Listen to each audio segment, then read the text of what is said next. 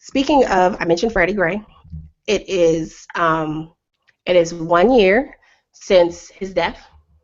For those who may not remember, Freddie Gray was the young man in Baltimore last year who sustained spinal cord injuries while being transported in a police van. They gave him a rough ride, or I forget what the exact terminology the police use. But this is another instance of he was running. It's like, why do they run? Well, police are shady. You can't necessarily trust them all the time. I know, like, we grow up as cops. Some of us are raised that cops are our friends, and we should trust them. And actually, that's how I've raised my kids for the most part, right? Because that has been the experience that they have had where they have grown up. I've had a very different experience growing up, in New York and Chicago. Cops are not always the good guys. Unfortunately, there are some crooked people out there, and that taints our experience at times when we're living in certain neighborhoods. So why would you run? Because they might be looking for somebody to pin stuff on. It happens. It's not that far-fetched. But he for whatever reason, some people have said that he ran when he saw the police when they attempted to stop him. Why they stopped him? Why did they stop anyone, right? And they found a knife on him. The police tried to argue that it was a legal switchblade, but there's some discrepancy about whether or not it was actually illegal, whether that was even grounds to arrest him. But from all accounts, he did not resist arrest at the time when he was arrested. However, he suffered severe injuries in the back of the transport. There was some indication he wasn't strapped down properly. There were all types of stuff, and he fell into a coma, and he died a week later. So it's been a week, a week ago, last year, a week ago was when the actual incident itself happened. He died a week later, a year ago today. And there have been activity and organizing that has happened since then.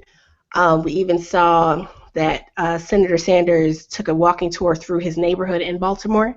That's when, Senator Sanders infamously shouted down the reporters present about how he didn't want to talk about ISIS. He was there to talk about poverty, essentially. So there was a rally planned today in front of the town hall. It was organized by Coalition for Transformation and Betterment of Baltimore. And there was another event this past weekend. There are several vigils planned as well. But the question that I saw across some of the different articles I was reading today was what has changed, right? What has changed in the past year? Or what has not changed, right?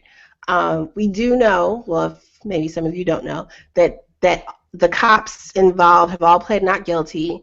The first trial ended in a mistrial. The next trial, I think, is set to begin next month, if I remember correctly.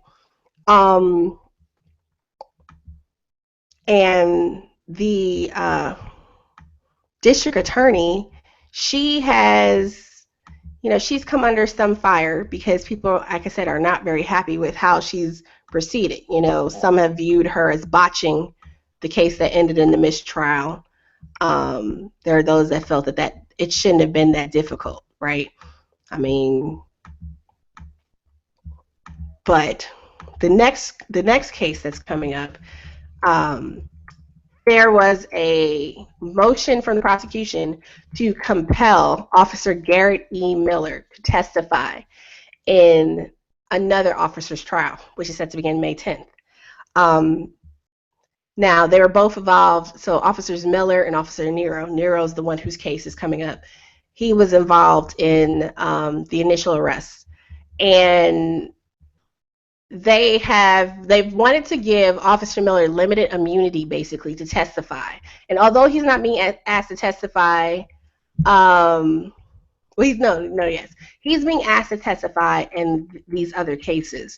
And they're trying to compel him to give testimony, right?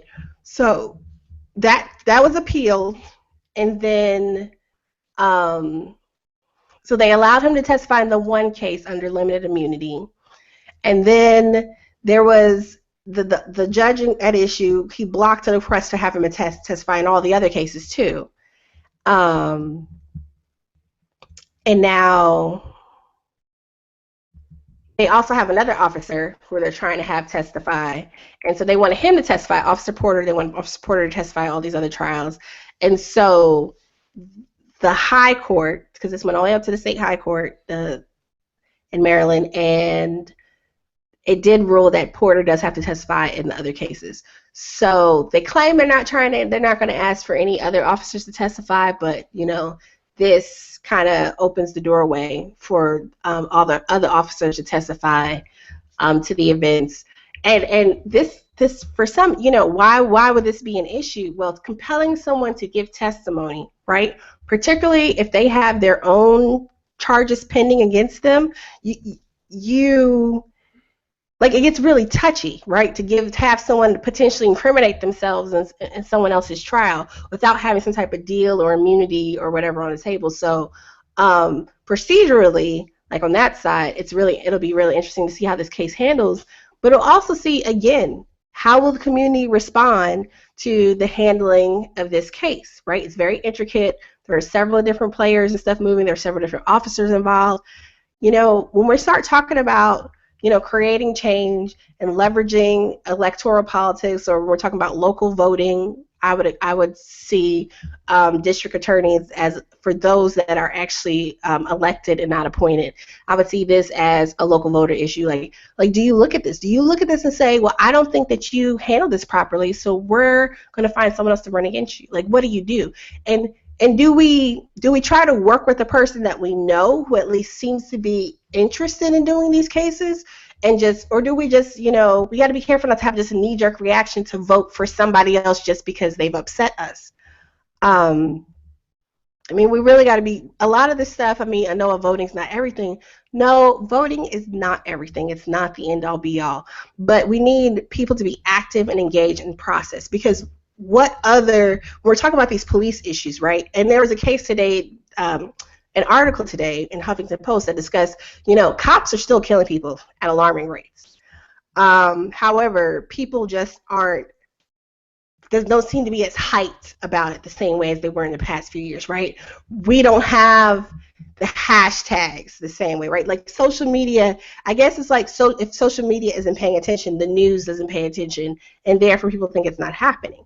But I would argue that now we see really active citizen groups, right? We see really active organization and dynamic intervention happening on a local level where people are getting involved. Because no, we're not going to have some big name lawyer swoop in and threaten to sue. We're not going to have some national news crew on the ground necessarily for every case. We're seeing that, but that doesn't mean that the problem has gone away. It doesn't mean it's gotten any better. This means people are more active and involved, will have to be more active and involved consistently, right? So do you even know how the police, like how decisions are made, funding, issues like that in your local community? Does that go through city council? Like, do you bring together people to go and hear an issue, involving funding for certain things? So like if they want to fund for body cameras, for example, right? There are some articles that talk about, 5 different police reforms that are problematic and that you should at least be vocal on, if not even possibly oppose. I don't necessarily agree with the whole list, but I think it's really interesting to note that you as a taxpayer can go to a city council meeting or whatever other committee meeting that exists in your jurisdiction where these issues are being taken up. For example, here in Atlanta, while it's not directly the same, they created the City of Atlanta Public Schools has abolished their relationship with the Atlanta Police Department. Police and schools have a very interesting relationship, I will say. And they're going to create their own police force. Well, you best believe I'm going to find out with children who are in Atlanta Public Schools what exactly that looks like, right? What is the purview? Like, how does that work? Because if things are happening in school and the school has its own police force, there are all types of due process issues and other protections that we need to make sure still children in schools would have.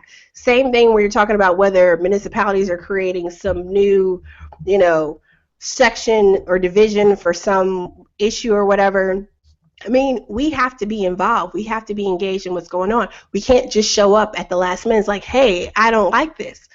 Um, I mean, y'all feeling me? Like there is a real issue that needs our attention.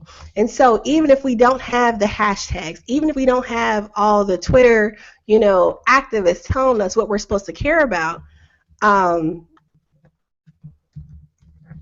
even if we don't have those things,